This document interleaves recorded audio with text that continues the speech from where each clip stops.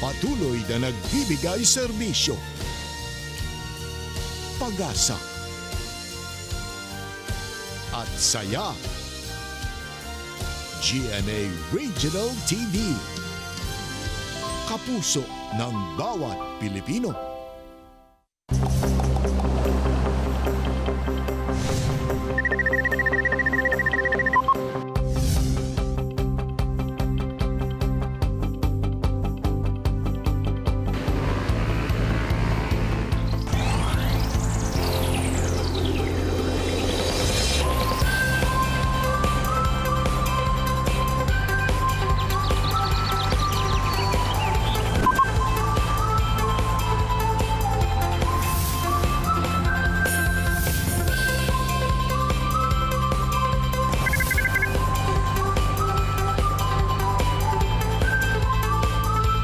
Kini ang At Home with GMA Regional TV.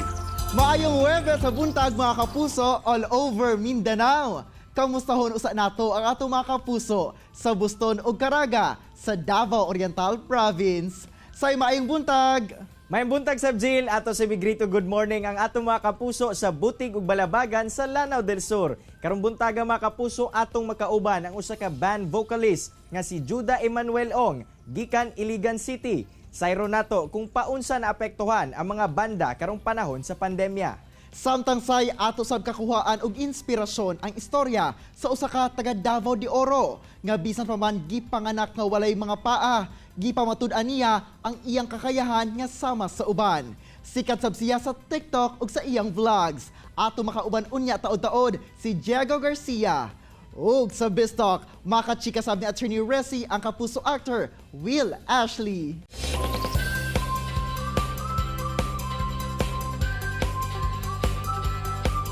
Galaw-galaw na ta mga kapuso, pinaagi sa At Home with GMA Regional TV Dance Challenge. Sayaw na, kauban ang couple nga sila Kenichi Rayos ug Tammy Galvezo sa Malaybalay City, Bukidnon.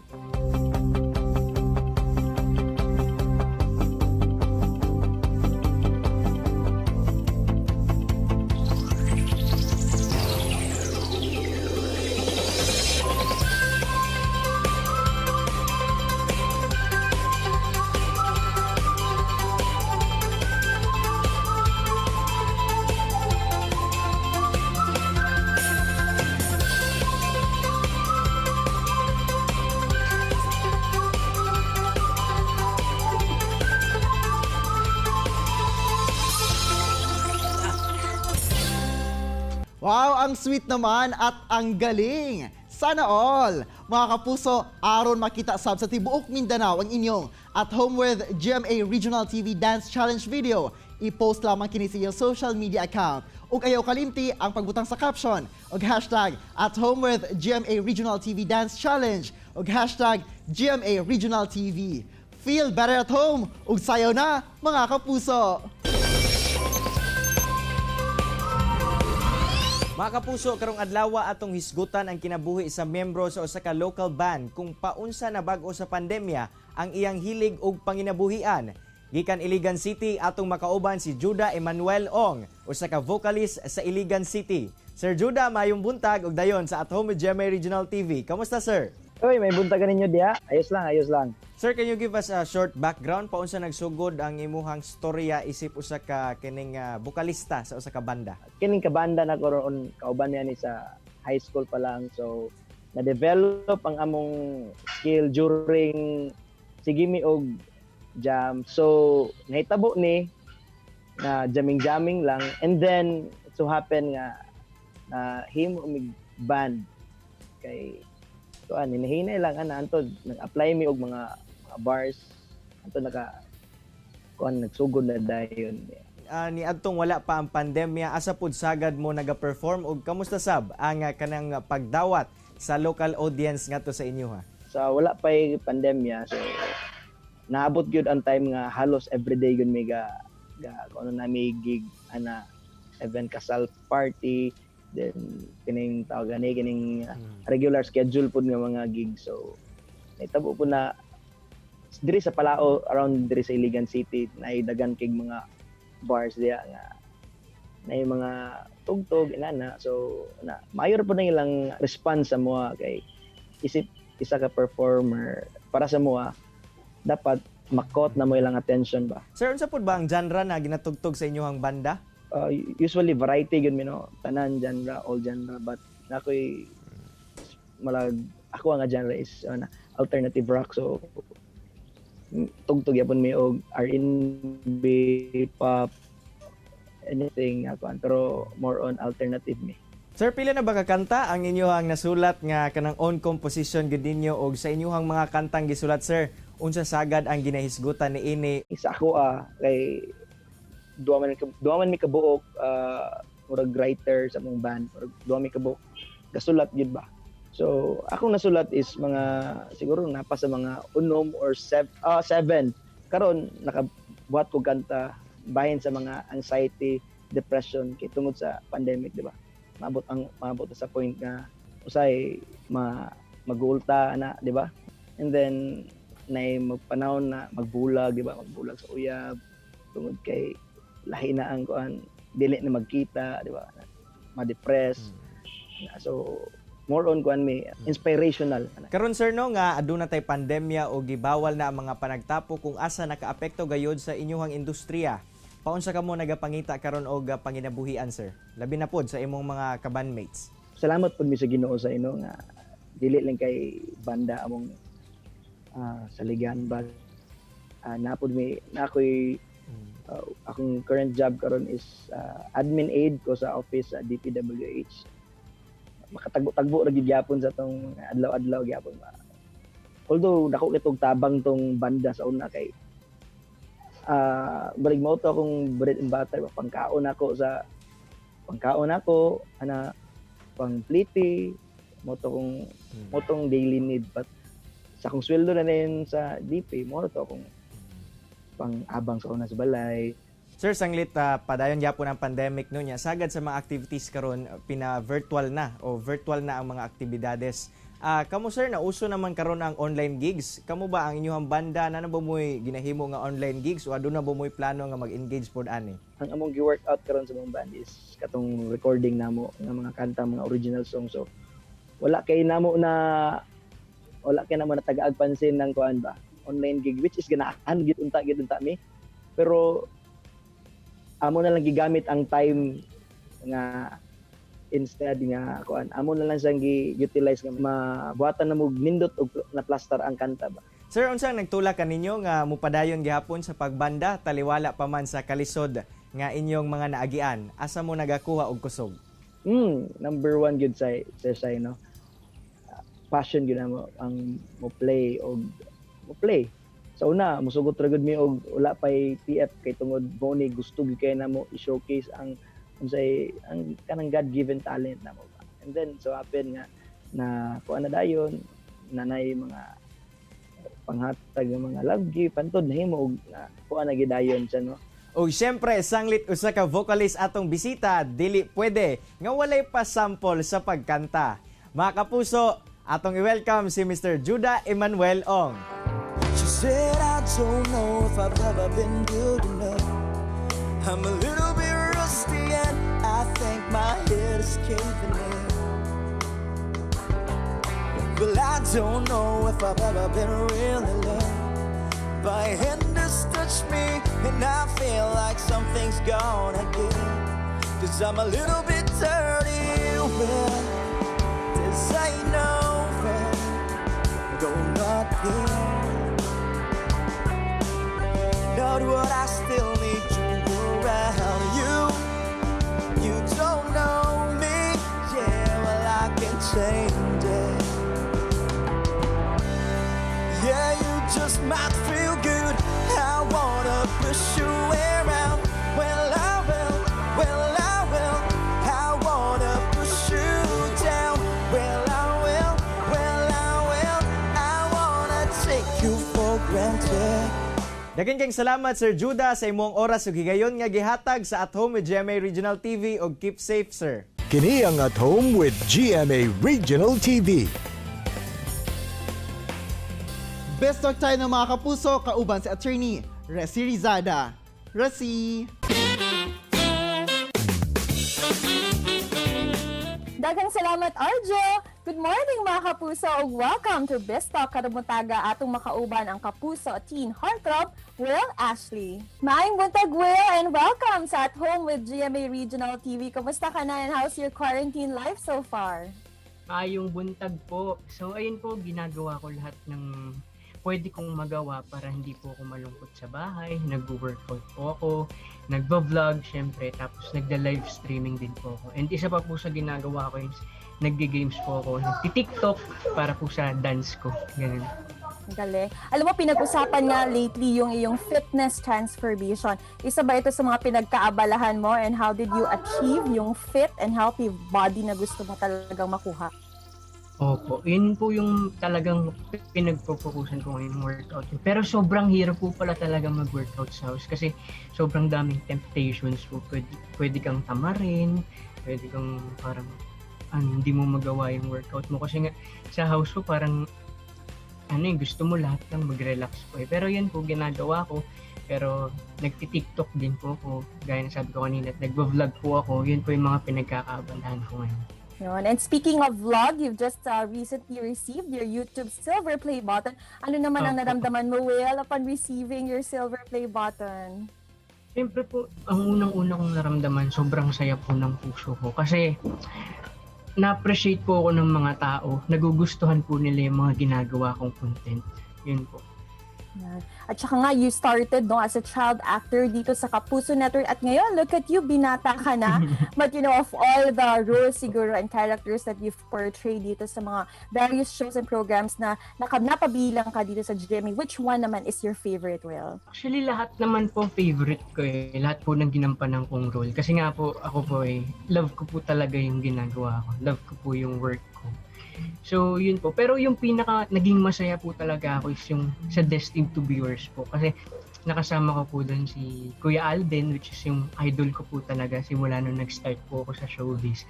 And naging kapatid din po ni Ate Maine doon. Yun po. Bago ka naging teen heartthrob ngayon, paano ka ba nagsimula sa showbiz, Will?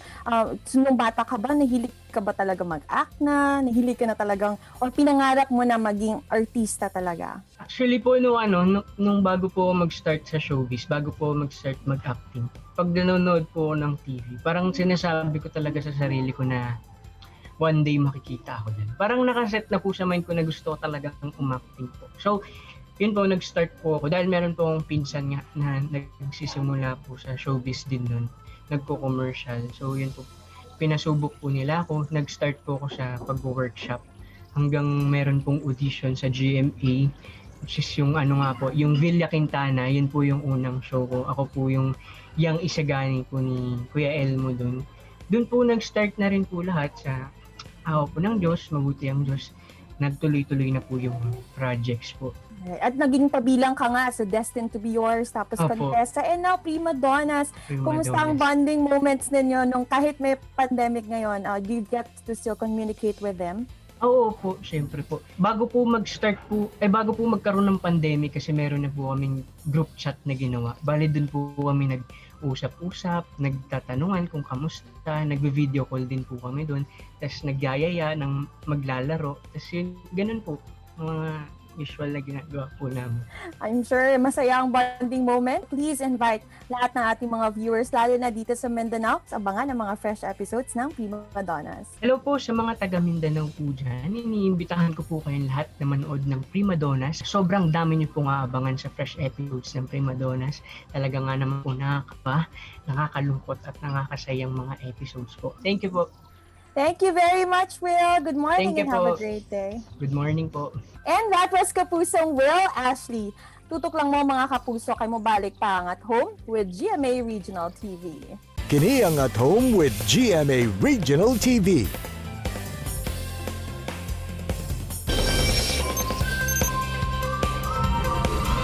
Mga kapuso, luyo sa iyang kondisyon, gipamatud-an sa usa ka taga Davao de Oro Province nga dili hadlang ang iyang kapansanan nga mabuhat niya ang makayang mabuhat sa uban. Kakuhaan nato og inspirasyon ang istorya ni Diego Garcia, usa ka empleyado sa Provincial Government of Davao de Oro. Sir Diego Maing Buntag ug dayon sa At Home with GMA Regional TV. Kamusta, sir? Hello po, isang maayong buntag po sa atong tanan sa Kapuso viewers po sa Mindanao po. Sir Diego, unang-una, unsa ba ang tawag sa imuhang kondisyon o pila ba ang imong edad dihang nisulod na sa imong huna-huna nga doon na kay apan sa imuhang lawas? Actually, ang tawag sa akong situation kay gipanganak man ko, which is inborn, according to the doctor, gitawag daw kini og Tetra Amelia syndrome, kung saan ay akong asa dito gisinati sa ako ang mama ang mga stress, pagsakit sa ulo, mga dili maayong gipamati sa lawas, o isa po din sa makabughat sa iyang mga ginabuhat or buluhat during sa iyang pagbuntis sa ako. Mga 11 to 12 years old, diha na nako namalayan na dili ko same sa ako ang brothers and sisters. Sir, giunsa ba nimo ni pagdawat ang imuhang kondisyon? Gidawat na pud nako nga ingon ani gid ang resulta kay kabalo jud ko na purpose ang Ginoo nga gihatag niya sa ako ani nga situation. Para sa ako nga part, dili siya ingon nga naay kakulangan sa ako ang self. Actually parang mura na kog tanang nanginabuhi nga normal, and then para sa ako nga part is kontento na kaayo ko sa ako ang unsay naa sa ako karon sa akong sitwasyon kay actually sa bata pa lang ko wala naman po na ako ginamay nga lahi ko sa ako mga magulang. Ginaisip na lang ako mura ko nabuhi lang kompleto nga walay kapansanan, and the same time thankful kaayo ko sa Ginoo kay bisag yung ani ko wala pud niya gipasagdan o gialalayan gid ko sa niya sa mga gusto na akong buhaton o mga pangandoy na ako. Sir Diego, kaniadto, nakasinati pud ba ka ginabuli o ginaunsa pud nimo ni pag-handle, sir? Actually, dili ingon ana kadali ang ako ang kinabuhi, no? Gikan sa elementary hangtod sa high school, daghan ka ayog mga adjustment sa mga pambubuli, mga panakit, pag-down sa ako. Usahay mawad-an kog pag-asa, pero akong ginahuna-huna nga dili pwede na pabigat ko nga wala ko ibuhaton sa ako ang kinabuhi.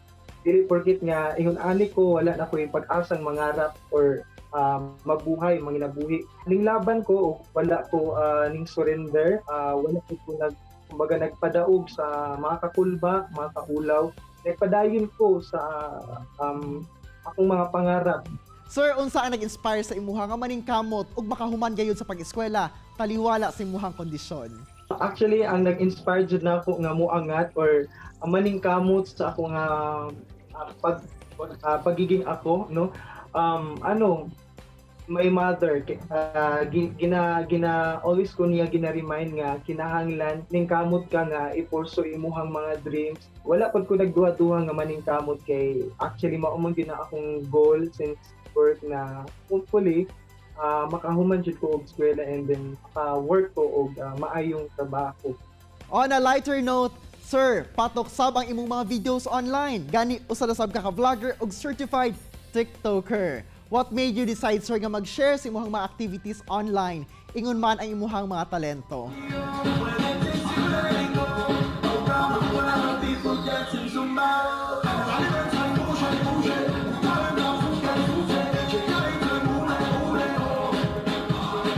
Actually, ang nag-force jud sa ko ang buhaton nako ni nga ingon ani nga things is my followers, my fans, especially my friends or even my relatives, my family. Sila ang nag-force sa ko ang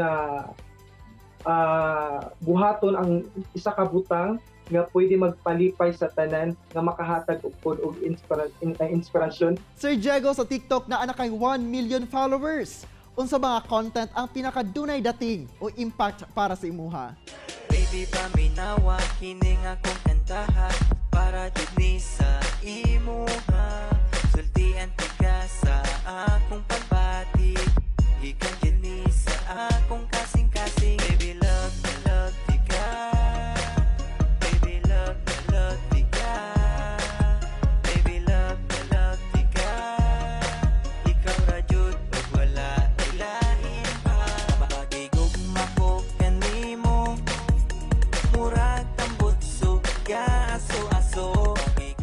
ako sa tanang video nga mga video or content na gibuhat na ako sa TikTok is I love to dance kasi the way I dance murag makawala magud siya problema sir, and then makawala sa stress instead nga mga tao nga na mga sadness murag dito ka na nga way murag hapaw magud siya sa ako nga part ko at the same time mura pud ka nang malimtan ako mga problema. Sa gitna ng kaloakan, oh, magandang dilag, puso ko yung nabihag, wala nang ninanais, biyaya ng langit, oh, magandang dilag, puso ko yung nabihag, wala nang ninanais, ligaya kang labis, oh, magandang dilag. Karon sir, unsa ba ang lesson sa kinabuhi ni Diego nga makahatag og inspirasyon sa atong mga kapusong Mindanawan? Dili lang ta mawad ang paglaom, dili lang ta manghinayang kung unsay naa sa tuwa, dili lang ta magpaapekto sa mga panghitabok karon no nga pandemya sa ato ang nasod. Laban lang ta perminti, ipakita nato na kaya nato no matter what happen. Basta hanggat buhay may pag-asa. Alright, daghan king salamat Sir Diego sa pag-share sa imong istorya nga kakuhaan gayon og inspirasyon sa atong mga kapusong Mindanawan. Amping pirmi sir. Salamat po, salamat po. Say luyo sa iyang kondisyon, wala kini nahimong babag ala kay Diego Garcia nga manginabuhi nga sama sa uban. Gani, daghan ang nalingaw sa iyang mga videos online, busa daghan na sab siya og followers sa social media. Samtang Jill, ang band vocalist nga si Judah Emmanuel Ong nagsugod lang kaniadto sa hilig nilang magbarkada sa pagtugtog. Hangtod sa nagbuo sila og banda, diin suki sila sa mga bars. Apan, tungod sa pandemya, apektado gayud sila. Samtang say nagsugod isip child actor sa Kapuso Network, karon parayon ang karera sa showbiz ni kapusong Will Ashley. Ug subaybayan nato siya mga kapuso sa GMA Afternoon Prime nga Prima Donnas. Unta na inspire og nakakaton kamo mga kapuso sa gi-share sa to mga bisita karong buntaga. Sama na lang sa panultihon ni Lucille Ball nga love yourself first and everything else falls into line. You really have to love yourself to get anything done in this world. Sakto sa tong episode karong adlaw. See you tomorrow mga kapuso, alas 8 gihapon sa buntag. Dinhi lang sa inyong Morning Kabanding, ang At Home with GMA Regional TV. Makita pagbalik ang atong episode pinaagi sa pagbisita sa www.gmaregionaltv.com. Huwag kalimot mga kapuso ha, mag-subscribe sa official YouTube channel sa GMA Regional TV. Mga kapuso, always remember that God is good all the time. Ayaw sab kalimot sa pag-smile. Amping! Stay safe and healthy mga kapuso. Ako si Cyril Chavez. Kinisab si Argil Relator. Buong puso para sa kapuso.